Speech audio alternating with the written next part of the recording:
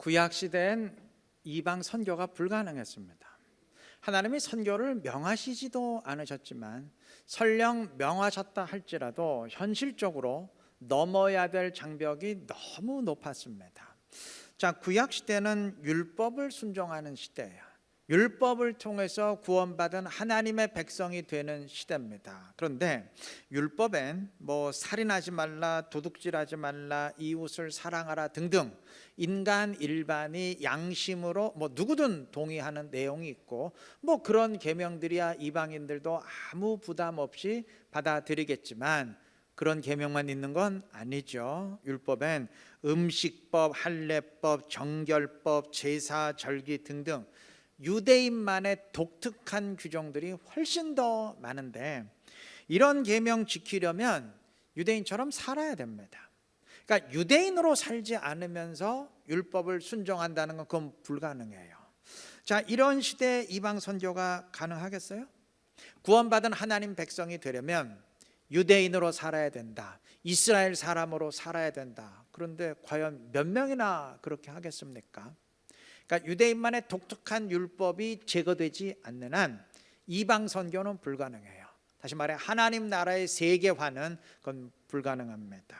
그런데 이거보다 더 큰 구약 시대의 문제는 하나님이 이방 선교의 명령을 구약 시대 때는 내릴 수 없다는 사실이에요. 만약에 하나님이 이방 선교의 명령을 내리면 하나님 스스로 모순에 빠져요. 하나님의 말씀과 서로 충돌합니다. 자, 하나님은 율법을 통해서 거룩한 것과 속된 것, 정결한 것과 부정한 것을 엄격히 구분하시고 부정한 것과의 접촉을 금하셨는데 이방인은 부정한 것에 속합니다. 그러니까 접촉하고 교류할 수가 없어요. 요한복음 18장에 의하면 종교 지도자들이 예수님을 빌라도에게 고발할 때 빌라도의 관정에 들어가질 않았어요. 요한복음 18장 28절 29절이 그 이유를 밝힙니다. 그들이 예수를 가야바에게서 관정으로 끌고 가니 새벽이라 그들은 더럽힘을 받지 아니하고 유월절 잔치를 먹고자 하여 관정에 들어가지 아니하더라. 더럽힘을 받지 않으려고 빌라도의 관정에 안 들어갔대요. 이방인의 집에 들어가면 부정하게 오염됩니다. 율법 규정이에요. 그래서 못 들어간 겁니다. 사도행전 10장 28절에서 고넬료를 만난 베드로는 말합니다. 이르되 유대인으로서 이방인과 교제하며 가까이 하는 것이 위법인 줄은 너희도 알거니와. 유대인이 이방 사람 만나고 교제하면 그건 위법이에요. 율법에 어긋나요. 자, 그러니 이방인과 교제할 수도 없고 함께 식사를 할 수도 없고 이방인의 집에 들어가서도 안 돼요. 같이 부정하게 돼요.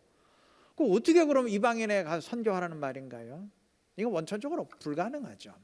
여러분, 이방 선교와 율법은 서로 충돌합니다.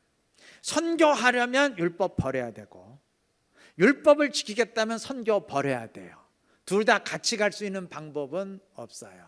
그러니 이방 선교를 가로막는 가장 큰 벽이, 그러니까 하나님 나라를 온 세계로 확장하는데 가장 큰 벽이 율법입니다. 유대인만의 독특한 율법입니다. 이웃을 사랑하라, 살인하지 마 등등 인간 양심에 부합하는 율법은 아무 상관이 없는데 유대인만의 독특한 규정인 율법은 이건 선교를 가로막는 가장 큰 벽입니다. 이방 선교가 진행되려면 이 벽이 제거되어야 하는데 이 벽을 제거한 것이 주님의 십자가 사건입니다. 주님은 십자가 죽음과 부활을 통해서 이제 더 이상 율법을 통해서가 아니라 그리스도의 십자가 피를 믿고 받아들이는 그 신앙으로 구원받은 하나님 백성이 되게 하셨어요. 이젠 더 이상 유대인만의 율법을 지킴으로써 유대인으로 살지 않아도 하나님의 구원받은 백성 될 수 있다는 말입니다.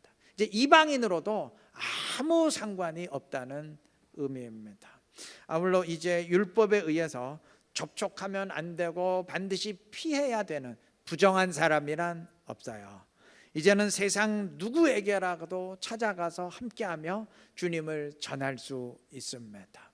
선교의 문이 열린 것이죠. 이걸 가능하게 한 것이 십자가 사건입니다. 십자가 사건은 구원의 사건이면서 동시에 이 구원의 문을 온 세계로, 이방 민족에게로 활짝 열어 제끼는 사건이었습니다. 자, 그런데 중요한 게 있어요. 이제 법적인 법적 차단은 다 제거됐어요. 법적으로 만나선 안 되는 이방인이란 없어요. 그러나 법적으로 누구에겐 접근할 수 있다고 해서 그냥 접촉할 수 있다는 말은 아닙니다. 코로나를 예로 들어 설명하죠.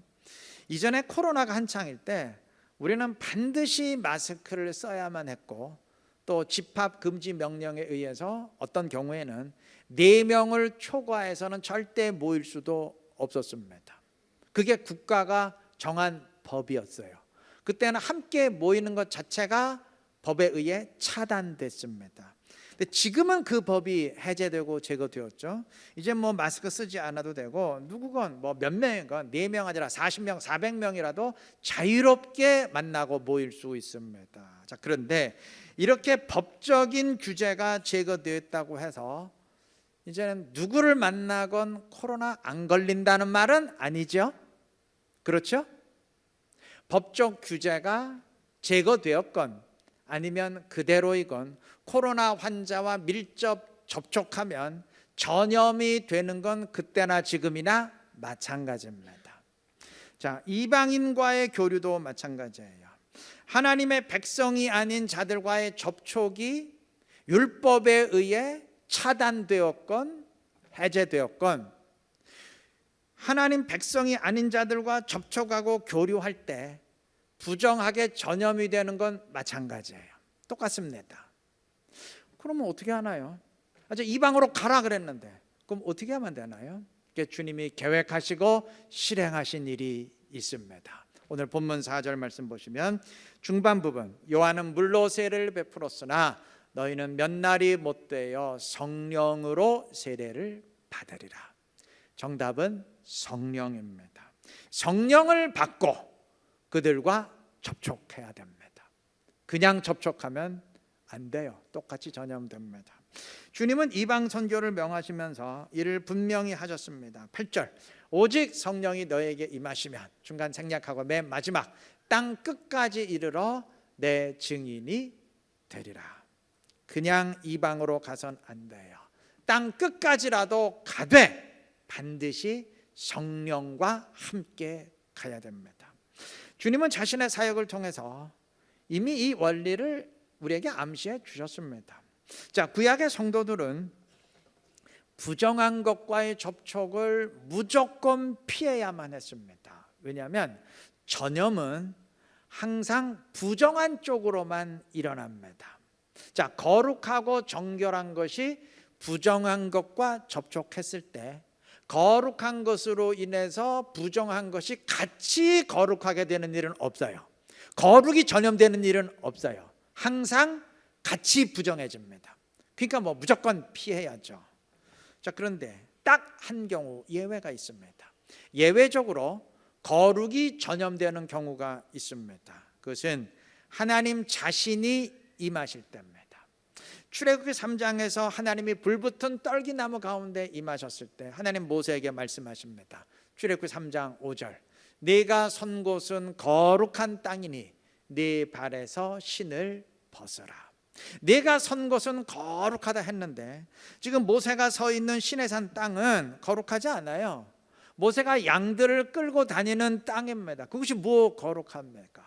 그런데도 하나님은 그곳이 거룩하다 하셨습니다. 하나님이 그곳에 오셨기 때문입니다. 하나님이 오시면 어느 곳이건 거룩이 전염됩니다. 하나님이 임하시면 어떤 사람이건 거룩이 전염됩니다. 마가복음 1장 41절에 의하면 주님은 나병 환자의 손을 잡으시고 치유해 주셨습니다. 그리고 마가복음 5장 41절에 의하면 역시 주님은 야이로의 죽은 딸의 시신을 손을 잡아서 일으켜 세우심으로 살리셨습니다. 율법에 의하면 나병 환자와 죽은 시체는 부정하기 때문에 만지면 안 돼요. 접촉하면 같이 부정하게 됩니다. 근데 주님이 그들을 만졌는데 같이 부정하게 된 것이 아니고 그들이 회복됐습니다. 율법과 전혀 다르죠. 율법을 뒤집어 엎어버리는 패러다임의 변화입니다. 그런데 사실 따지고 보면 바뀐 건 아무것도 없어요. 구약 때에도 하나님이 임하시는 경우만큼은 예외적으로 거룩이 전염되지 않았습니까? 신약 시대도 마찬가지. 주님이 부정한 자들과 접촉했는데 주님이 누구신가요? 예수님 누구신가요? 인간의 몸을 입으셨지만 하나님 자신 아니십니까? 그러니 하나님으로 인해서 거룩하게 전염되는 원리는 구약과 똑같지 않습니까? 자, 그런데 신약 시대에 아주 획기적인 변화가 있습니다. 주님이 이러한 거룩의 전염을 우리에게도 똑같이 명하신다는 사실입니다. 오늘 본문에서 땅 끝까지 가라, 가서 내 증인 되라 말씀하셨어요. 마태복음에서도 가서 모든 족속으로 제자를 삼으라, 우리에게 그 명령을 주셨습니다. 이건 구약시대 땐 꿈도 꿀 수 없었던 명령입니다. 그런데 엄밀히 따져보면 이건 역시 마찬가지예요. 하나도 바뀐 게 없습니다. 이방으로 우리가 가야 되지만 그냥 가는 게 아니에요. 주님이 전제 조건을 분명히 하셨습니다. 8절, 오직 성령이 임하시면 땅 끝까지 이르러 내 증인이 되리라. 여러분, 오직의 의미 아시죠? 오직 성령이 임하시면 그때 갈 수 있어요. 바꿔 말하면 성령이 임하지 않으면, 성령과 함께하지 않는다면 그건 갈 수 없다는 얘기예요. 가서도 안 된다는 말입니다. 이유는 분명합니다. 왜냐하면 사람 때문에, 나 때문에, 우리 때문에 그들에게 거룩이 전염되지는 않기 때문입니다. 사람은 전염시킬 수 없어요. 오직 하나님이 임하실 때 거룩이 전염됩니다. 성령 하나님과 우리가 같이 갈 때 나 때문에 전염이 되지는 않지만 나와 함께 하시는 그 성령 하나님으로 인해서 그들에게 거룩이 전염되기 때문입니다. 오직 하나님으로 인해 거룩이 전염되는 원리 우리 알지 않습니까? 근데 만약 성령 없이, 하나님 없이 나 혼자 가면 어떻게 될까요? 전염의 원리 아시죠? 전염은 항상 부정한 쪽으로만 일어납니다. 나도 같이 부정하게 전염됩니다. 이건 선교사님들뿐만 아니고 우리 모두가 마찬가지입니다. 이스라엘의 경우는 나라 전체가 하나님을 믿는 사람들이었지만 오늘 우리가 사는 이 세상은 달라요.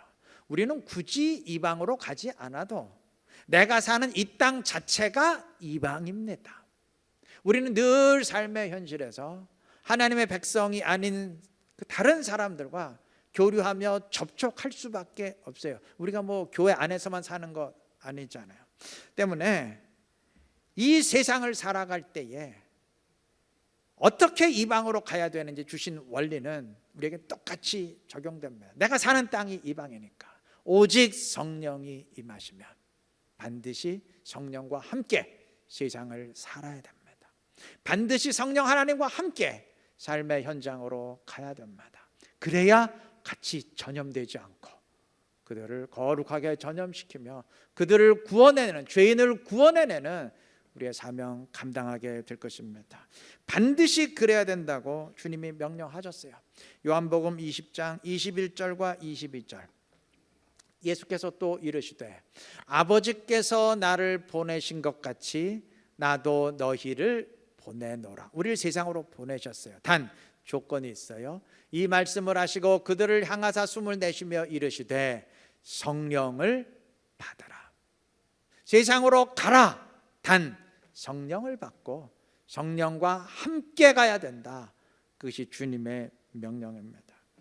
오늘날 예수 믿는 사람들이 세상에서 힘을 잃었다면, 세상 사람들을 구원해 내기는 고사하고 세상처럼 같이 전염되고 있다면 이 원리를 잊었기 때문입니다. 오직 성령이 임하시면 너희가 갈 수 있다. 이 분명한 메시지를 우리가 망각하고 그냥 혼자 살아가고 있기 때문입니다. 혼자 신앙생활하고 혼자 세상으로 가기 때문입니다. 여러분, 이게 안 가는 것도 문제고 그냥 혼자 가는 것도 문제입니다. 만약에 안 가면 어떻게 되나요? 주님은 자신을 의사에 비유하셨고 그 의사의 사명을 우리에게 위임하셨어요. 우리는 의사로서 죄인을 치료하고 구원해내야 되는 사명을 받았습니다. 근데 만약에 의사가 환자를 안 만난다, 그럼 어떻게 해야 돼요? 아니, 환자를 안 만나겠다는 의사 의미가 없잖아요. 그리고 만약에 그냥 가면 어떻게 될까요? 여러분, 의사는 코로나 환자 아무리 만나도 전염 안 되나요? 의사는 전염 안 됩니까? 똑같이 전염되죠. 의사는 반드시 방호복 입고 그리고 치료 과정을 진행해야 되겠죠. 그러한 의사의 방호복과 치료 수단에 해당되는 것이 성령입니다. 세상으로 가시되 삶의 현장으로 가시되 반드시 성령을, 주님을 옷 입고 가시기를 바랍니다. 그래서 세상에 의해 전염되는 것이 아니라 세상을 거룩하게 전염시키며 세상을 향한 주의 뜻을 함께 이루어갈 수 있는 지혜롭고 복된 우리 이룬교회 모든 성도님들 되시기를 바랍니다. 6절에서 제자들과 유대인들은 예수님께 질문합니다. 주께서 이스라엘 나라를 회복하심이 이때니까. 풀어서 말하면 이제는 진짜 우리 이스라엘을 식민 통치하는 이방 로마 물리치고 이스라엘을 독립시키는 거죠. 해방시키는 거죠. 그리고 예수님이 이제 이스라엘의 왕이 되시는 거죠. 그래서 우리도 덩달아 좀 높은 자리에 오르는 거죠. 뭐 이러한 질문입니다. 질문이면서 동시에 요청입니다. 오늘 우리 생각으로는 이게 예수님 승천하시기 직전인데 아직까지 이렇게 오해를 하고 있나, 왜 이렇게 주님을 이해하지 못했을까 의아하지만 이상할 것 없어요. 당시 제자들로선, 당시 이스라엘 유대인으로선 이건 지극히 당연한 생각입니다. 왜냐하면 성경이 그렇게 예언을 했기 때문입니다. 주님은 늘 하나님 나라 복음 선포하셨는데, 복음은 주님이 신약 시대에 처음 말씀하신 게 아니고 구약이 누차 예언했던 내용입니다. 구약 이사야서는 이스라엘이 이방의 압제로부터 벗어나고 독립하는 것을 복음으로 선포했습니다. 예를 들어 이사야 52장 보시면 52장 2절, 사로잡힌 딸 시온이여, 좀 이스라엘 포로 생활 말하는 겁니다. 또 3절, 너희가 값없이 팔렸으니, 노예로 팔렸어요. 그 다음 5절, 내 백성이 까닭없이 잡혀갔어요. 포로로 잡혀갔어요. 전부 바벨론에 의해서 멸망당하고 식민 통치당하고 포로 생활하고 있는 이스라엘에 대한 언급이에요. 자, 이 상황에서 복음, 기쁜 소식이 선포됐습니다. 52장 7절, 좋은 소식을 전하며 평화를 공포하며 복된 좋은 소식을 가져오며 구원을 공포하며. 여기서 말하는 좋은 소식, 복된 좋은 소식이 신약 헬라어로 번역하면 복음입니다. 히브리어는 빗사른데 이걸 헬라어로 번역하면 유앙겔리오, 우리 한국말로 번역하면 복음이에요. 여기서 지금 복음, 기쁜 소식이 선포되었어요. 그럼 복음의 내용이 뭐냐? 7절 그 다음 보시면 시온을 향하여 이르기를 내 하나님이 통치하신다. 자, 하나님이 통치하신다. 내 하나님, 이스라엘의 하나님이 통치하신다. 이게 복음의 내용이에요. 자, 그러면 아니 왜 하나님이 통치하신다, 하나님의 통치가 온다는 소식이 복음이 될까요? 이유는 분명해요. 이스라엘은 원리적으로 물론 인간 왕이 통치를 하지만 실제로는 하나님이 인간 왕을 중간 관리자로 세우고, 그러니까 인간 왕을 통해서 통치하시는 하나님 나라예요. 하나님이 진짜 통치자입니다. 그런데 지금 이스라엘이 바벨론에 의해서 멸망당함으로써 그 하나님의 통치가 깨지고 이방 왕이 통치를 하고 있어요. 그러니까 이러한 상황에서 하나님이 통치하신다, 하나님이 통치하실 것이다라는 복음이 선포됐습니다. 이스라엘이 이방의 통치에서 벗어나고 다시 이전처럼 하나님이 통치하시는 하나님 나라로 회복된다는 예언입니다. 이게 구약이 선포한 복음이에요. 이사야 40장도 똑같이 선포합니다. 40장 2절, 너희는 예루살렘의 마음에 닿도록 말하며 그것에게 외치라. 뭘 외치느냐? 그 노역의 때가 끝났고, 이스라엘의 노역의 때가 끝났어요. 그 죄악이 사함을 받았느니라. 이스라엘이 하나님의 징벌을 받아서 이방의 통치를 당하며 압제를 받고 있는데, 이제 그 노역의 때가 끝나고 해방될 것이라는 예언입니다. 이어서 성경은 이것을 복음으로 선포합니다. 40장 9절, 아름다운 소식을 시온에 전하는 자여. 여기서 말하는 아름다운 소식이 복음이에요. 히브리어로 역시 빗사르고 헬라어로 번역하면 복음, 이게 복음입니다. 복음의 내용은 똑같습니다. 하나님이 통치하실 것이라는 내용이에요. 그 다음 10절 보시면, 보라, 주 여호와께서 장차 강한 자로 임하실 것이요 친히 그의 팔로 다스리실 것이다. 지금 이방 왕이 통치하는 식민지 상태에 있는데, 하나님이 친히 통치하는 하나님 나라로 예전처럼 회복될 것이라는 예언입니다. 이게 구약이 선포한 복음, 하나님 나라의 복음입니다.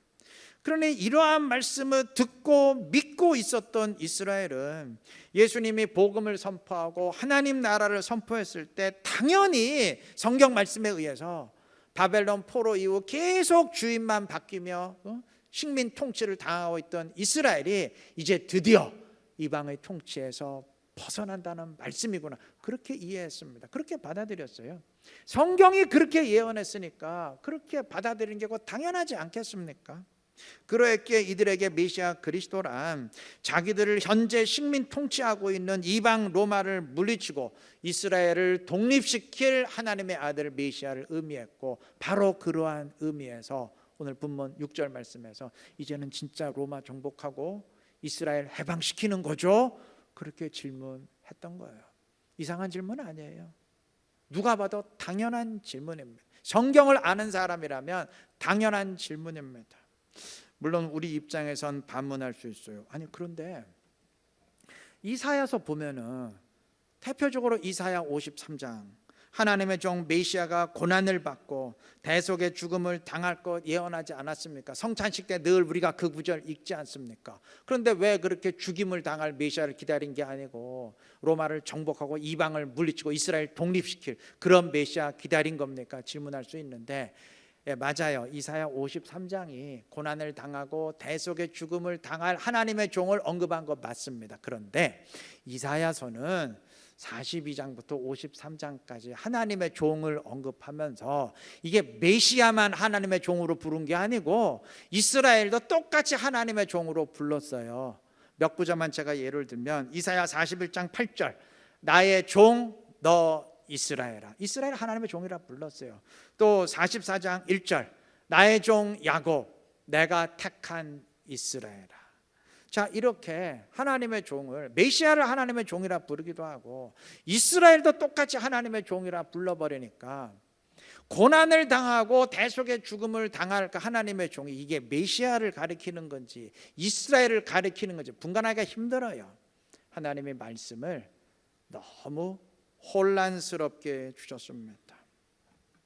이방의 압제로부터 이스라엘이 해방될 것이라는 이사야 예언은 영적 이스라엘인 우리가 사단의 압제로부터, 사단의 통치로부터, 죄의 종으로부터 벗어나게 될 것을 상징화한 말씀이에요. 그럼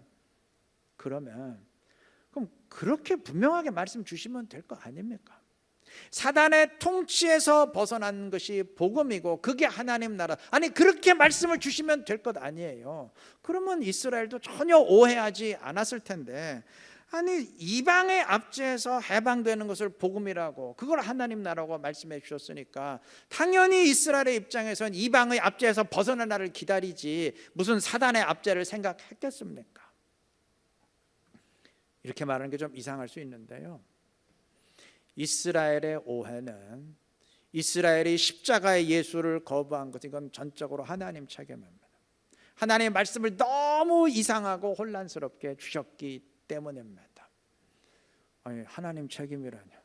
목사님 오늘 말을 너무 함부로 하시는 것 아닙니까? 하실 수 있는데, 아니요, 제가 지금 함부로 하는 거 아니에요. 이거 지금 제 생각으로 말하는 게 아니에요. 하나님이 직접 그렇게 말씀하셨어요. 맞다, 내가 일부러 그랬다, 주님 말씀하셨습니다. 하나님은 의도적으로 이스라엘이 복음을 오해하고 메시아 그리스도를 오해하고 거부하도록 만드셨습니다. 왜 그러셨는 줄 아세요? 이방 선교를 위해서입니다. 구원의 문을 온 세계로 활짝 열어 제치기 위해서입니다. 로마서 11장에서 주님 말씀하십니다. 하나님은 이스라엘을 일부러 의도적으로 꺾으셨어요.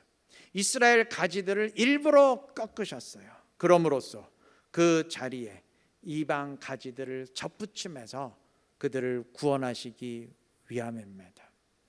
여러분, 만약 하나님이 이스라엘을 꺾지 않으셨다면, 그들의 오해를 제거하지 않으셨다면, 그래서 이스라엘이 복음을 받아들였다면 어떻게 되었을까요?